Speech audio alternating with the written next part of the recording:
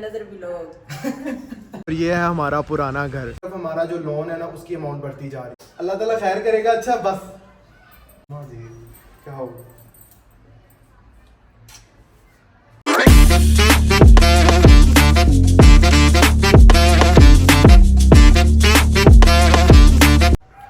अस्सलाम वालेकुम everyone, welcome back to another vlog. अच्छा नहीं सही बोला सही बोला। अच्छा जी, welcome back to another vlog, welcome back to another video. कैसे हैं आप सब लोग? आप लोगों की भरपूर ख्वाहिश पे आज ये व्लॉग मैं बनाने जा रहा हूँ कि आप लोगों ने थंबनेल देख ही लिया होगा कि हमने घर क्यों सेल किया और हम लोग रेंट के घर पे क्यों आ गए। आज मैंने अम्मा को समझाया कि आपने बिल्कुल इमोशनल नहीं होना, लाइफ का पार्ट है, लाइफ चलती है, इंशाल्लाह चीजें बेहतर हो जाएंगी, थिंग्स विल गेट बेटर इंशाल्लाह इंशाल्लाह। तो आज हम आपको बताते हैं कि हमने अपना घर क्यों सेल किया, लेकिन बात थोड़ी लंबी है तो खड़े होकर बताई नहीं जाएगी। मेरे ख्याल से यहाँ पे सोफा रखते हैं, बैठ के आप लोगों को डिटेल से बताते हैं। चलिए जी शुरू करते हैं। सीन ये है कि हमारा अपना घर था, शुरू से लेके हम लोग गुलिस्तान कॉलोनी में रहते थे। मतलब वो हमारा आबाई घर था। जब मेरी शादी हुई थी तब उसी घर में ही आए थे। जब मतलब अम्मा की शादी हुई तो अम्मा उसी घर में शादी हो गई, अम्मा उधर ही आई थी। मेरे ताया अबू हम लोग सब जॉइंट फैमिली रहते थे। 21 से 22 साल मैंने जिंदगी के उस घर में गुजारे थे। तो ऐसा था कि हम लोग कंबाइन फैमिली रहते थे। ऊपर वाला पोर्शन हमारे पास था, नीचे वाला पोर्शन ताया अबू के पास था। और हम लोग सेपरेट होने का सोच रहे थे कि मतलब सेपरेट लड़ाई कोई नहीं थी, वैसे हम सोच रहे थे कि जगह कम हो जाएगी, ऐसे ऐसे सब बड़े हो रहे हैं तो हमने सोचा कि अलग हो जाए। उसी दौरान मेरे अब्बू की डेथ हो गई। अब्बू की डेथ के बाद फिर मैं छोटा था, लाइबा भी छोटी थी, अम्मा ने सिलाई का काम शुरू कर दिया। फिर हम सेपरेट नहीं हो सकते थे। फिर तायाबू ने भी हमें यही बोला कि अभी हम घर नहीं सेल करते, बच्चे बड़े हो जाएंगे, पढ़ लिख जाएंगे तो फिर हम इसके बारे में कुछ सोचेंगे। मैंने भी यही कहा कि इधर मेरा काम चल रहा है, नई जगह शिफ्ट होंगे तो पता नहीं उधर कैसे हालात हों। अभी बच्चे पढ़ रहे हैं तो इनको कॉलेज यूनिवर्सिटियाँ नज़दीक हैं, उधर जाके बहुत दूर हो जाए। वो बिल्कुल मिड सिटी में था, बिल्कुल मिड गुलिस्तान कॉलोनी। शायद अगर फैसलाबाद में कुछ लोग जानते होंगे, वो बिल्कुल मिड सिटी में आता। कॉलेजेस, यूनिवर्सिटीज, सारा कुछ वो बिल्कुल मिड पॉइंट है वहाँ पे। तो अम्मा ने कहा कि अभी बच्चे पढ़े हैं तो हम घर सेल नहीं करते। खैर ऐसा हुआ कि वक्त गुजरता गया, मैं पढ़ता गया, लाइबा भी पढ़ती गई।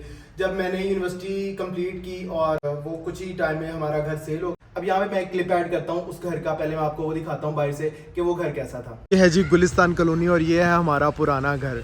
ये हमारा आबाई घर है, ये भी हमारा घर होता था, ये भी हमारा घर होता था। पहले एक घर सेल किया था और एक तायाबू को हिस्सा दे दिया था। फिर ये वाला जो घर है ये हम दो फैमिलीज के पास होता था। ऊपर हम लोग रहते थे, नीचे तायाबू लोग रहते थे।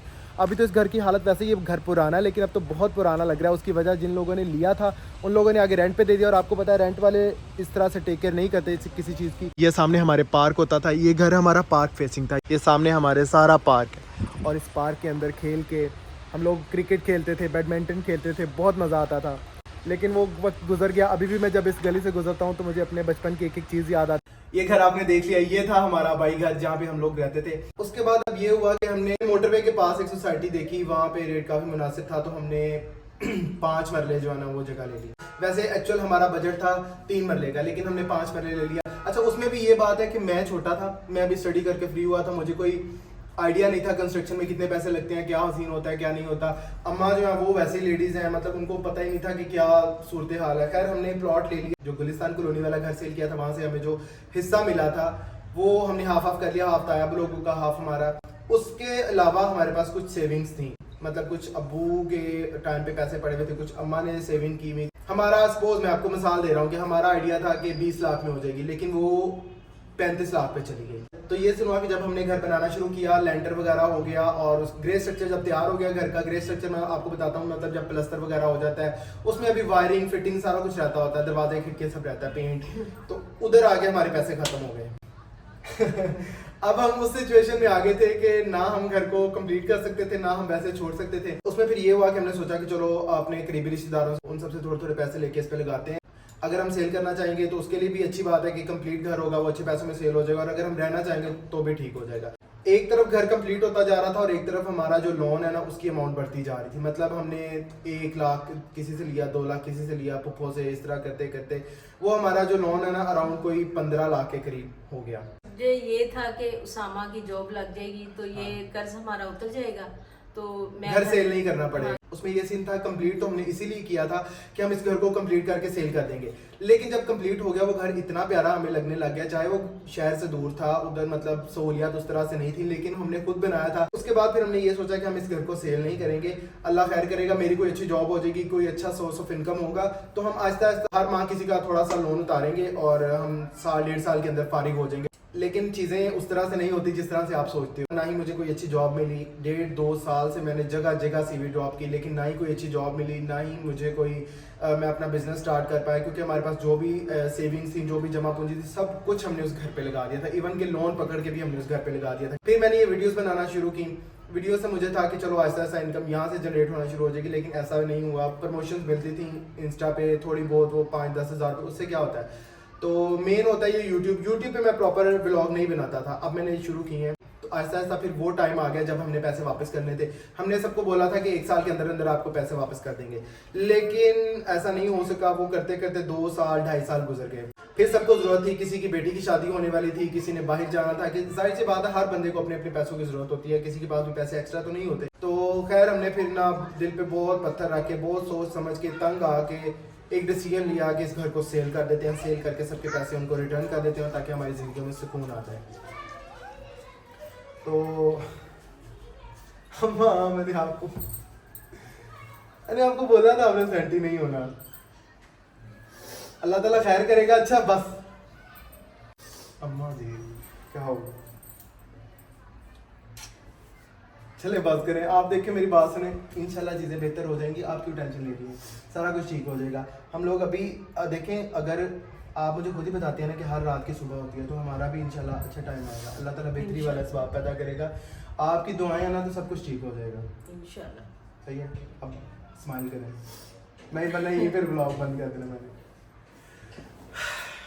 तो ये अम्मा की इसी सूरत हाल की वजह से मैंने व्लॉग नहीं बनाया था। हाँ, तो खैर हमने फिर वो घर सेल कर दिया, कर्जा भी उतर गया, लेकिन अब हमारे पास जो बाकी पैसे बचे थे उसमें हमने सोचा कोई बना बनाया घर ले लेते हैं। लेकिन वो मिलते थे बिल्कुल मोहल्लों में, गलियों में, तंग गलियों में। मैं शुरू से जहाँ पे रहा हूँ ना, हमारा वो इन्वायरमेंट वैसा नहीं है मोहल्लों वाला। मैं अल्लाह माफ करे बुरा नहीं कह रहा किसी को भी। मैं पूरा 1-1.5 माह घूमता रहा, मुझे कोई घर नहीं मिला। फिर एट दी एंड हमने सोचा कि हमने एक प्लॉट ले लेते हैं, और ये जो प्लॉट ले लिया इसकी मैं आपको पहले वीडियो दिखाता हूँ, जाके आप ये देखिए। ये है जी वो सोसाइटी जहाँ पे हमने प्लॉट लिया है, और आपको सोसाइटी का व्यू चेक करवाता हूँ। ये जी रोड है सोसाइटी का, और ये है हमारा प्लॉट। साथ में ये घर बन रहे हैं, देखें ये कंस्ट्रक्शन स्टार्ट हो चुकी है। और ये हमारा प्लॉट है, कॉर्नर कैटेगरी का प्लॉट है। एक वो रोड है, एक ये रोड है, और ये सोसाइटी का मेन बुलेवर्ड रोड है, ठीक है। और इस प्लॉट पे कंस्ट्रक्शन हम कब स्टार्ट करेंगे या अभी क्यों नहीं कर रहे, इसकी डिटेल में आगे आपको व्लॉग में बताता हूँ। देखिए आपने प्लॉट, अच्छा ये प्लॉट लेके हमारे पास जो बाकी पैसे बचे वो इतने नहीं थे कि हम इस प्लॉट पे कंस्ट्रक्शन कर सकते थे। इवन के सिंगल स्टोरी भी कंप्लीट नहीं हो सकता था। तो फिर हमने बस यही सोचा कि अभी रेंट के घर पे शिफ्ट हो जाते हैं। खैर ये हमें एक अच्छा